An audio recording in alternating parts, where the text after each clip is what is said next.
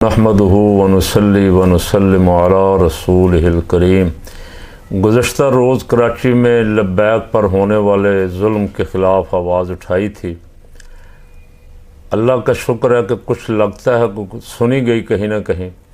मैंने रात बयान देखा मुराद अली शाह वज़ीर आला सिंध का कि उन्होंने उस जुलूस पे, एहतजाजी जुलूस पे जो लाठी चार्ज और शैलिंग और गोली चली उस पर माफ़ी मांगी।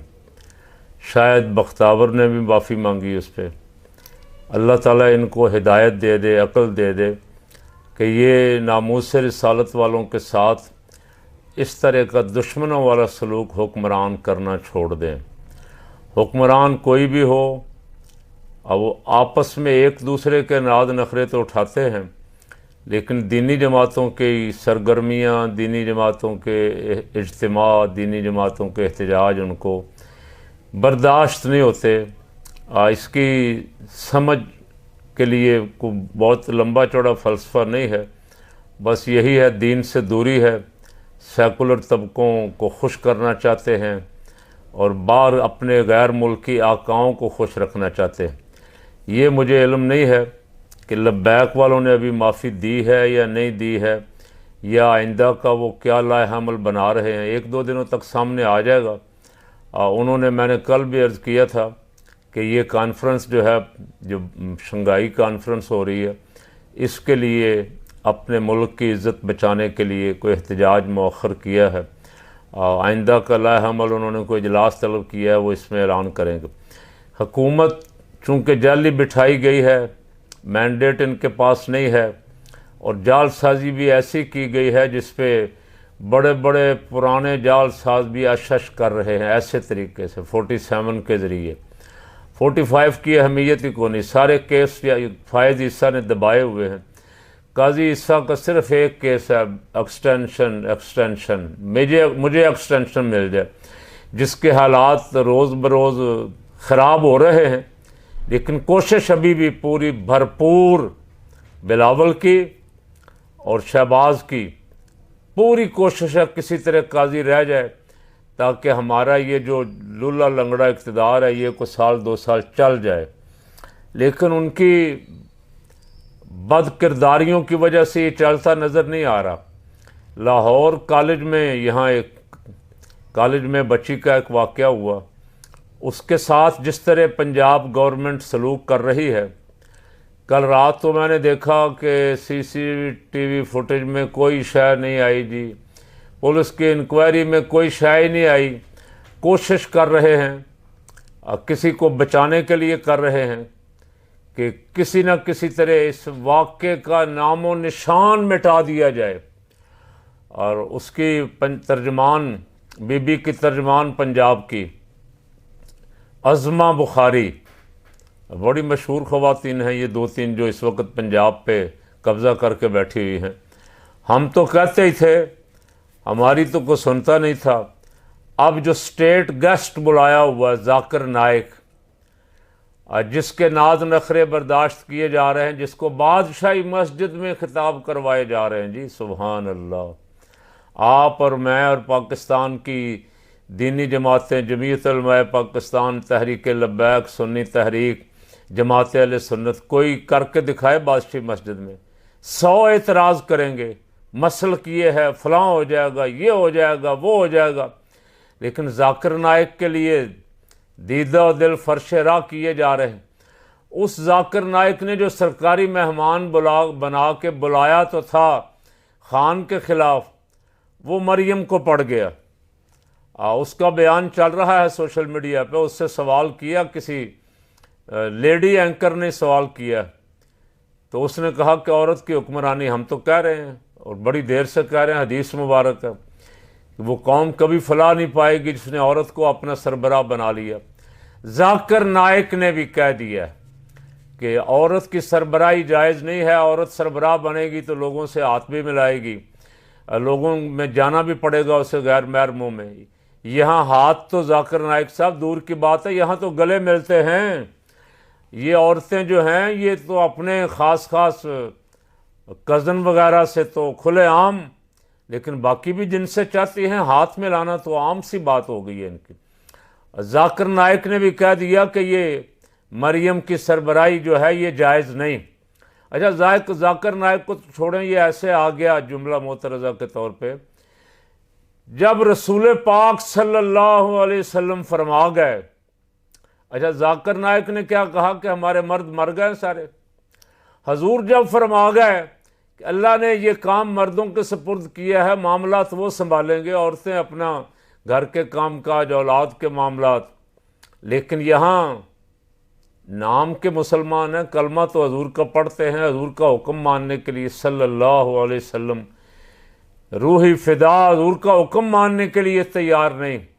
तो पंजाब में ख़वातीन के ग्रुप की हुक्मरानी और मामला संभालने की बजाय बिगाड़ रही हैं, उनके हाथ से तेज़ी से निकल रहा है। ये एहतजाज लाहौर से आज मैंने सुना है कि पूरे पंजाब में पहुंच गया है। GT रोड पे तलबा और तालबात खुलेआम हुकूमत के ख़िलाफ़ निकल आए।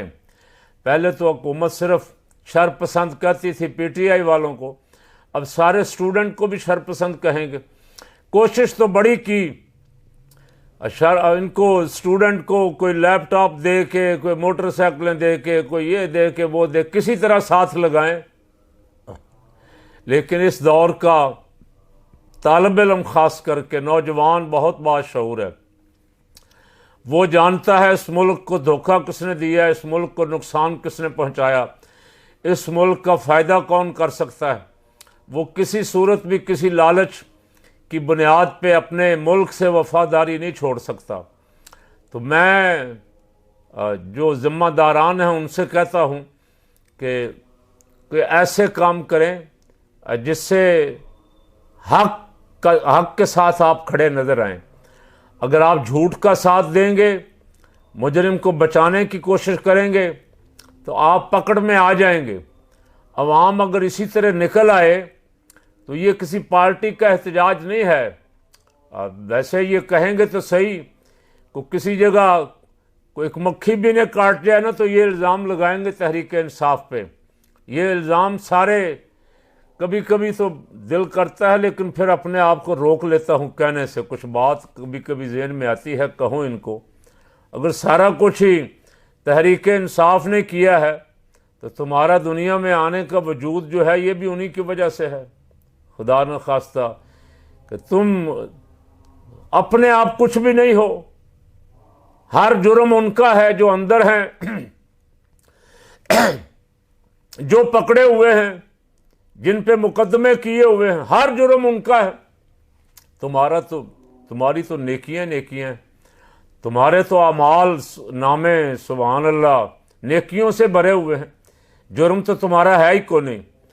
तो कोशिश कर रहे हैं किसी तरह इसे भी डाल के जान छुड़ाएं। लेकिन तलबा जब निकलते हैं तो फिर आप देख लें, यहाँ ख़त्म नबूवत का मसला भी तलबा से शुरू हुआ था। तहरीक निज़ाम मुस्तफ़ा सल्लल्लाहु अलैहि वसल्लम के लिए भी तलबा पूरे मुल्क में कायदे मिल्लत इस्लामिया हज़रत इमाम शाह नूरानी के साथ निकले थे। और आज जब तलबा अगर हुकूमत के ख़िलाफ़ निकल आए तो फिर आपकी मुद्दत तो वैसे पहले भी थोड़ी सी रह गई है सुना, और मुख्तसर हो जाएगी। अडियाला से जो ख़बरें आ रही हैं रात की, अगर तो मुलाकातें हो गई हैं जिनकी कही जा रही हैं या हो रही हैं, तो फिर अपना बोरिया बिस्तर लपेटने की तैयारी करें। और फिर ये केस जो आपके ज़िम्मे हैं अपने ज़िम्मे लें, दूसरों पर डालने की बजाय। अब तो मौका अच्छा है, आप हुक्मरान हैं, अब किसी तरह इसको, जिनके साथ ज़्यादती हुई है उनसे माफ़ी तलाफ़ी हो सकती है, वसाइल के ज़रिए भी, ताकत के ज़ोर पे भी। लेकिन कल अगर कोई दूसरा आ गया तो फिर आपको हिसाब किताब पूरा देना पड़ेगा। और वैसे हिसाब तो देना ही पड़ेगा, अल्लाह का वादा है। हिसाब तो बहरहाल होगा। रहेगी खाली, रहेगी सादा किताब कब तक, कभी तो आगाज़ बाब होगा। जिन्होंने बस्ती उजाड़ डाली, कभी तो उनका हिसाब तो होना है। तो उस हिसाब से बचने के लिए मामलात दुरुस्त समत में चलाएं, अदल व इंसाफ के मुताबिक चलाएं। अल्लाह ने आपको अगर कोई मौका दिया है, जिस तरह भी आपने धोखे से, फ्रॉड से, जालसाजी से कब्ज़ा कर लिया है, तो इसको हज़म करने की कोशिश करें। आपको बदहज़मी जो हुई पड़ी है ना, ये बदहज़मी नुकसान करेगी। इनकी ज़ुबानें बग़ैर किसी इंक्वायरी के खुली हुई हैं, इल्ज़ामात की। इनकी ज़ुबानें रोकें और इसकी जुडिशल इंक्वायरी करवा के जो ज़िम्मेदार है उसे करार वाकई सज़ा दें। आपकी ज़िम्मेदारी नहीं, आपका फ़र्ज़ है। आप अपना फ़र्ज़ अदा नहीं करेंगे तो मामलात जो 2 महीनों में बिगड़ने थे वो 2 दिनों में बिगड़ जाएंगे। अल्लाह करीम इस मुल्क की हिफाजत फरमाए, मुल्क को दयानतदार, बाकिरदार, गैरतमंद, बाज़मीर हुक्मरान अता फरमाए।